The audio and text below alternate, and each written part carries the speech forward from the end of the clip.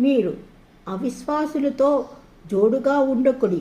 నీతికి దుర్నీతితో ఏమి సాంగత్యము? వెలుగునకు చీకటితో ఏమి పొత్తు? క్రీస్తునకు బెలియాలుతో ఏమి సంబంధము? అవిశ్వాసితో విశ్వాసికి పాలెక్కడిది? దేవుని ఆలయమునకు విగ్రహములతో ఏమి పొందిక? మనము జీవం గల దేవుని ఆలయమై ఉన్నాము. అందుకు దేవుడు ఇలా చెప్పుచున్నాడు, నేను వారిలో నివసించి సంచరింతును. నేను వారి దేవుడినై యుందును, వారు నా ప్రజలై యుందురు.